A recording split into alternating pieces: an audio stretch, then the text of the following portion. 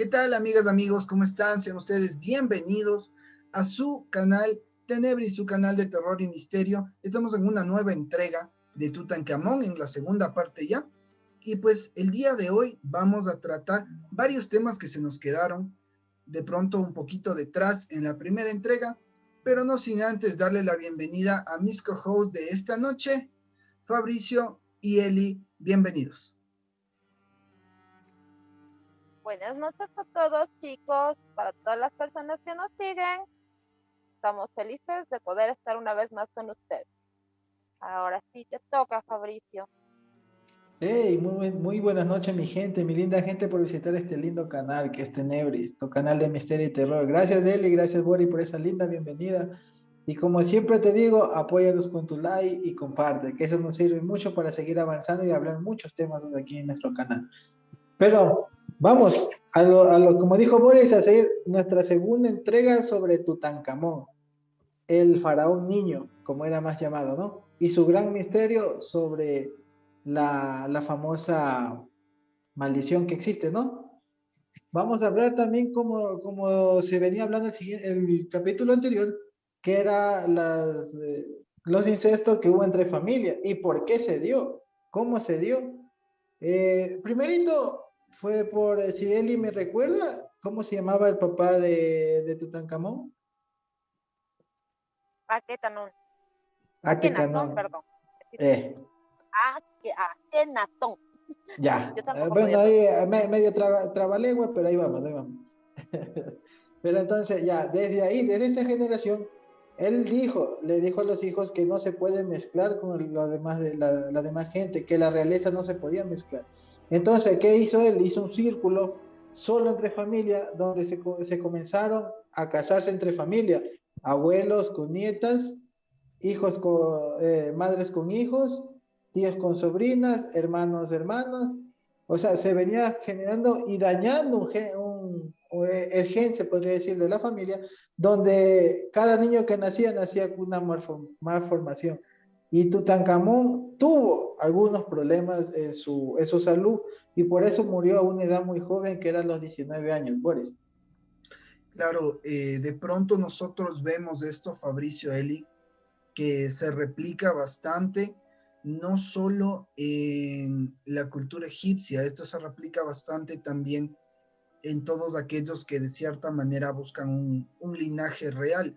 Se vio en los reyes de España, se vio en los reyes de Inglaterra, se vio en los reyes de Francia, y muchas veces se ve este tema de malformaciones genéticas, se ve este tema de varias enfermedades que pues año a año van aquejando a ciertas personas y sus hijos pues se encuentra el mismo patrón. ¿Y esto por qué es? Pues debidamente, como ya lo supo explicar Fabricio, porque nosotros tenemos este famoso pues círculo en el cual si tú no eres de la realeza no puedes entrar, y nosotros de la realeza, sin embargo, sí podemos de cierta manera llegar a permitir que alguien de nuestro mismo linaje entre o salga.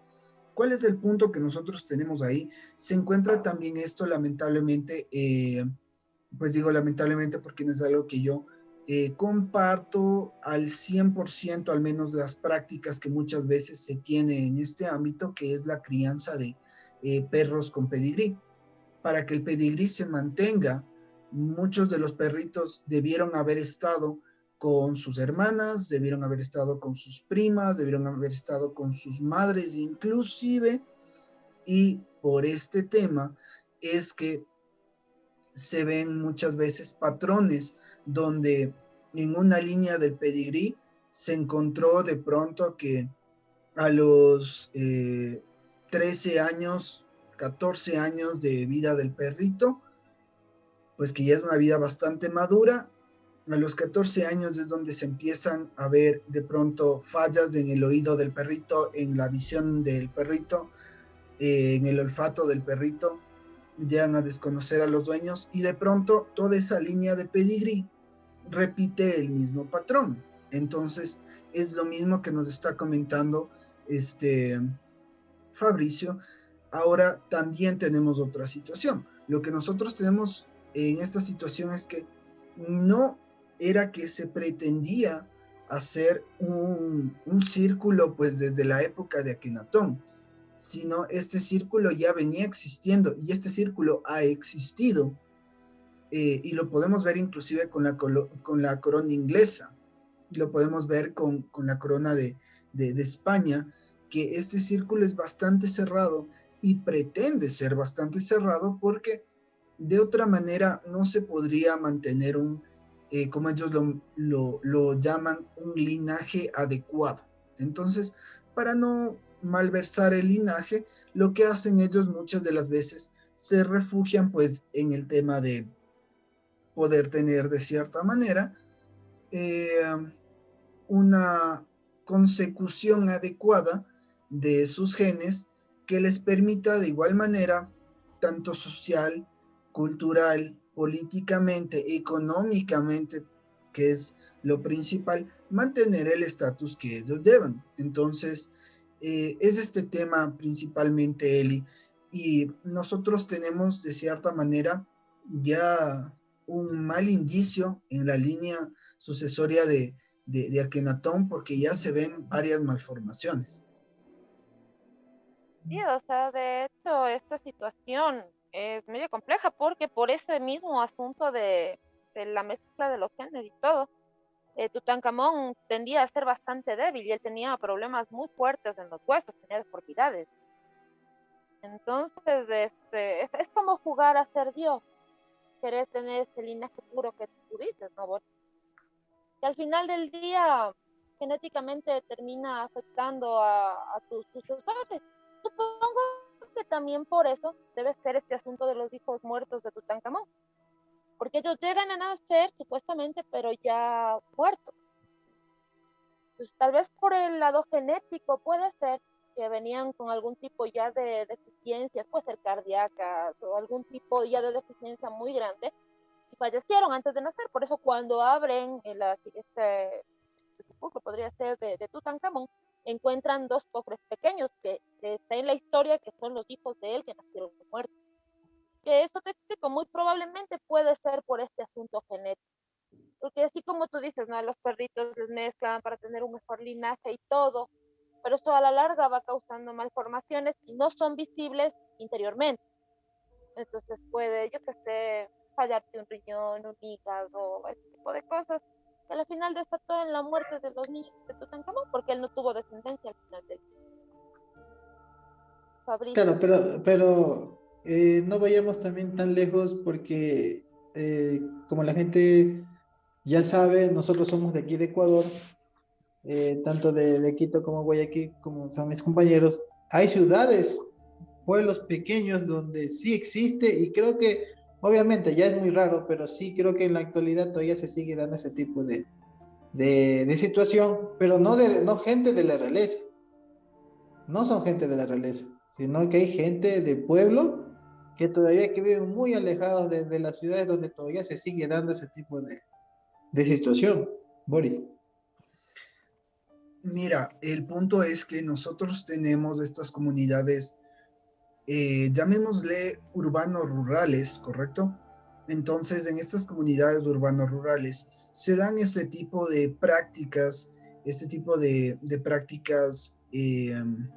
principalmente, o bueno, no principalmente, pero los casos más sonados son los que se han datado cerca de la costa ecuatoriana, donde es normal pues casarse entre primos, es normal que pues un tío se quede viudo y de pronto se lo ve con su sobrina, y es normal en el argot y en la cultura de ellos. No quiere decir que eso sea normal en absoluto dentro del Ecuador, sin embargo, Boris, es un tema propiamente cultural, ¿correcto?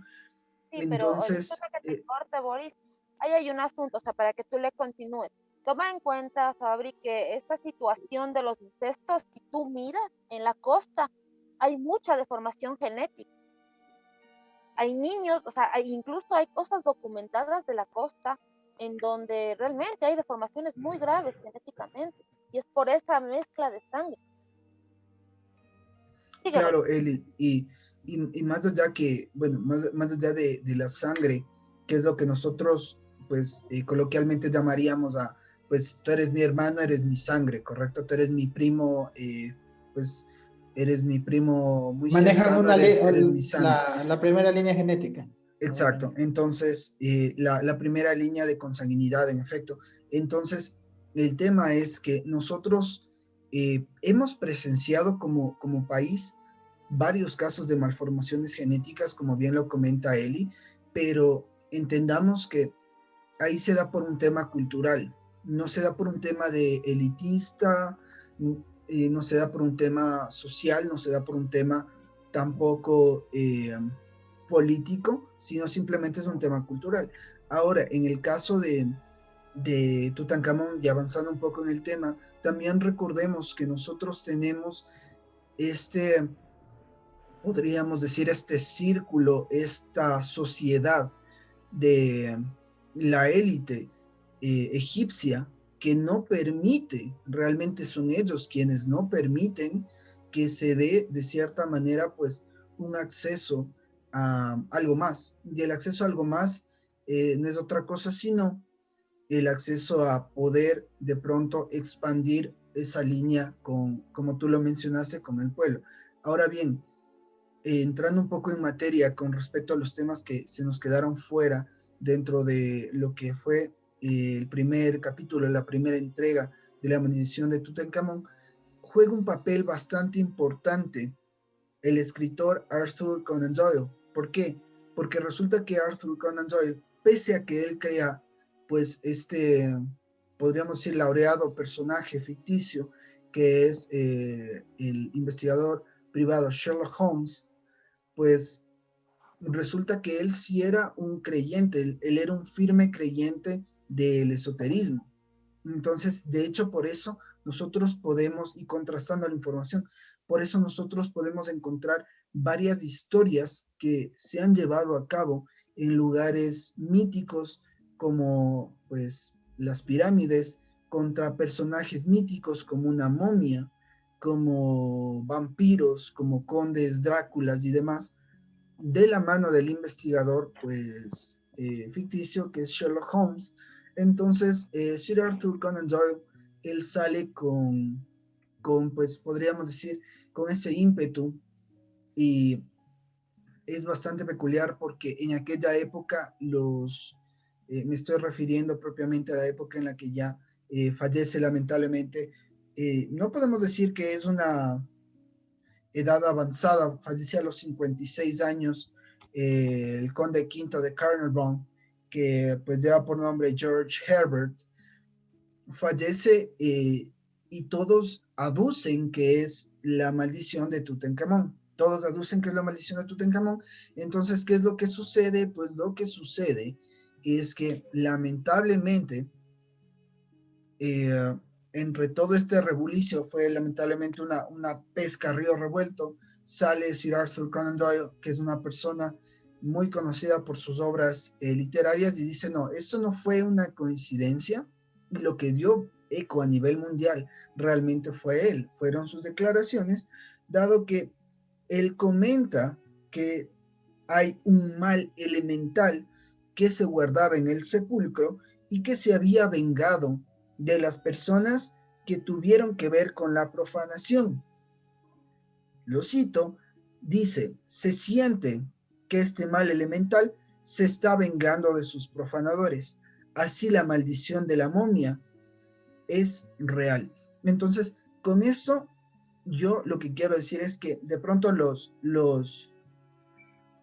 todos estos fantasmas, seres fuera de este terreno, y todas estas maldiciones toman eco precisamente porque son los voceros los que le dan un eco adecuado a esta situación, ¿no?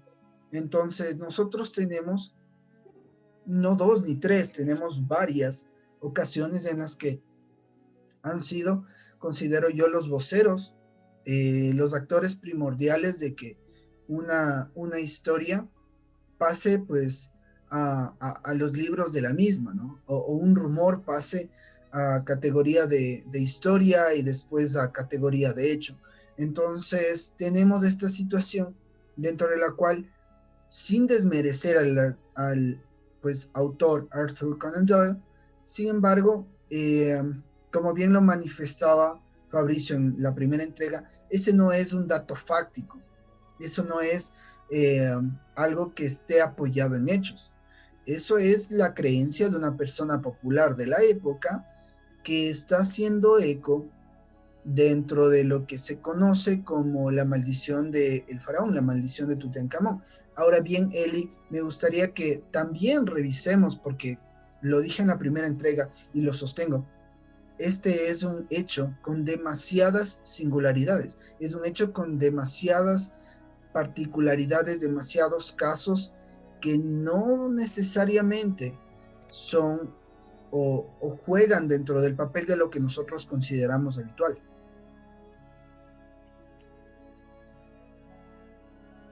A ver, es que es justo lo que conversábamos en la primera parte. Hay cosas que no se ven, pero existen.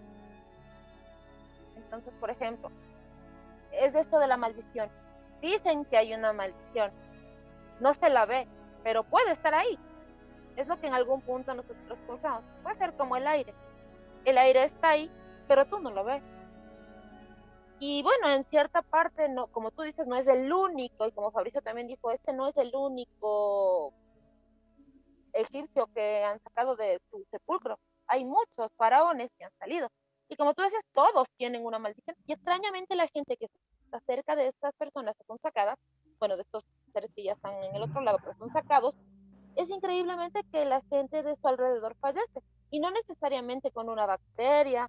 Hay un caso, a ver, para darte un dato real, hay un caso de un señor que tiene 78 años, en febrero de 1930, él se bota al vacío. Y él también, o sea, su hijo estuvo en esta situación de la sacada del cofre de Tutankamón. Y después del hijo se muere, solo se muere. Entonces sí son cosas que no lo puedes ver. Es como el wifi. Tú tienes wifi y no lo podemos ver, pero está ahí. Entonces, de estas muertes, porque son varias, ¿no? Hay muchos suicidios, muchas cosas muy extrañas, gente que falleció al ipofacto y simplemente no, solo se murieron, pero es gente Pero, que estuvo relacionada con el faraón. Bueno, y oye, claro, pero ahí puede entrar también la sugestión, como también hablábamos. Para que haya sí, ocasionado también eso, pudo esa persona que se suicidó. pero para eh, este tipo de cosas tienes que tener un antecedente. Entonces, los suicidas generalmente son gente que tiene depresiones o problemas, pero en algún punto se había conversado de que este señor no tenía problema aparente. Sin embargo, se suicidó y no era el único. Hay un registro de varios suicidios que estuvieron ligados a esto de la sacada de Tutankamón. Pero es Tomando que en cuenta también, que se dice, ¿no? ahí también puede ser lo que, como dicen, se volvió todo ese misterio y todo el mundo como que quería saber la verdad. Por eso digo, es como entró en una angustia, en una sugestión, porque todo el mundo quería saber la verdad, si que existe, no existe, si que hay la maldición. Yo le veo de ese punto. Yo le veo es como que cuando sacan algo nuevo y tú dices, yo quiero ver, yo quiero ver, yo quiero ver, ¿cómo se llama esa palabra? Te obsesionas por un tema y hay personas que llegan a perder o sea, la conciencia y se enloquecen.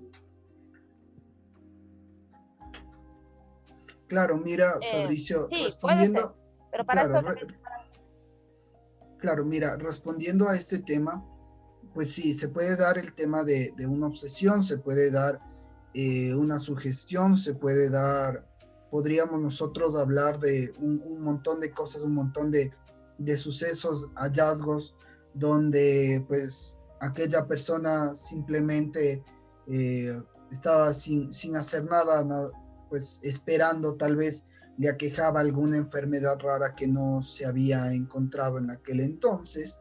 Sin embargo, con el caso del que nos manifiesta Eli, se tenía precisamente perfiles psicológicos de esta persona y estaba totalmente bien.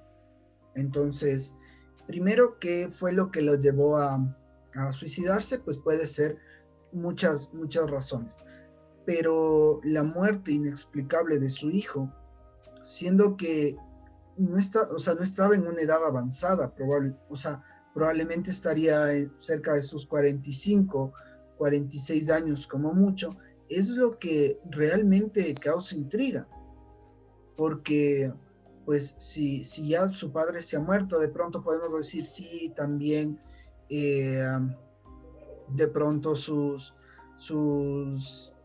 por el mismo tema del estrés, por el mismo tema de la depresión, sus defensas estaban un poco bajas, no se estaba teniendo correctamente pues su salud, su alimentación, qué sé yo, pero no es un factor decisivo en la muerte de una persona que sí podemos decir tan joven. Entonces, se tienen una serie de sucesos que realmente es más que esclarecer el tema de la maldición del faraón, simplemente lo vuelven un poco más turbio y lo vuelven un poco más enigmático. Entonces hay que poder contrastar un poco de cada cosa, Eli. Sí, bueno, algún punto se comentó que Tutankamón no fue asesinado, pero porque a él le encontraron obviamente un golpe en la cabeza, en la parte de acá atrás. Entonces, se suponía que en la parte occipital era el golpe, pero se suponía que le mataron. Pero estudios científicos que estuve averiguando en algunas páginas dicen que el golpe fue post-mortem. Esto quiere decir que fue después de que ya murió. Entonces él no fallece de y que los estudios también develan de que él falleció por una herida en la pierna. Entonces ahí tampoco ya no vendría la hipótesis de que fue una muerte violenta, porque no sé si ustedes han escuchado que cuando hay una muerte violenta, tal vez las almas se quedan todavía aquí, que eso es un asunto bastante, eso es como igual, tipo maldición. No se sabe, no sabemos si pasa o no pasa, pero dicen que pasa. Entonces, bueno, digamos que no murió de una muerte violenta. Entonces ahí todavía queda todavía mucho más complicado el decir qué pasó, porque él murió de una infección, no fue una muerte así que le mataron. Y Claro, es que tomamos en cuenta también, es que tomamos en como cuenta te también que es digo, una de las tumbas de los faraones que le han encontrado en mejor estado. Por eso pueden llevar registros de todo lo que hay, porque fue arqueológicamente una de las tumbas, incluso creo que solo tenía un intento de saqueo, pero de ahí todo estaba intacto, absolutamente todo. Entonces, es un registro histórico increíble el que se puede llevar, porque encontraron todo intacto. Eso es, querido Fabio. Dime ahora. claro, verás, ahí vamos lo que yo te decía. Ellos en temas de arquitectura, ellos eran unos maestros para tener la arquitectura que ellos tenían. Creo que en la actualidad ni queriendo podemos llegar a hacer lo que ellos tenían. Pero en temas de medicina, yo creo que, como te dije, al 50% científico sí pudo ocasionarle la infección, porque como se iban descubriendo enfermedades de acuerdo a cómo iba avanzando el tiempo, le pudo haber matado una infección interna, entonces que le va recorriendo el cuerpo hasta que llega al corazón donde lo paraliza, porque si hay ese tipo, entonces yo digo que lo pudo haber matado y como dicen, ya como tú investigaste y dicen los libros y todo que fue el golpe en la parte occipital del cráneo, la parte de atrás del cráneo, que fue post-morte, después de la muerte. Puede ser que se cayó mientras le hacían la momificación, puede haber el caso, digo yo, Boris. Claro, mira, nosotros tenemos realmente este tema de post-mortem que realmente me llama mucho la atención porque para que exista un error de este tipo debía haber sido una persona novata, Inexperta. inexperta, correcto. Entonces, ahí es donde se plantea la situación, Mauricio, porque nosotros tenemos que llevar el registro de manera adecuada y pues entendamos que profesionista de lo que vendría a ser la momificación, inexperto, atendía a un faraón. Es que ese es el misterio. Ahí entra el misterio. Como tú dices, es una persona, para que haya ocasionado ese tipo de daño y totalmente inexperto. pero pudo haber tenido un asesoramiento de una persona y experta para hacer la momificación. Pero, mis queridos amigos, cada vez que hablamos profundamente sobre un tema se nos acorta y pasa sumamente rápido el tiempo. Si quieren saber o quieren saber un poquito más sobre Tutankamón, en qué quedó, cómo fue, déjanos tu comentario para poder seguir hablando. Y como vuelvo y repito, ayúdanos con tu like, comparte el video para seguir creciendo en esta linda familia. Eli.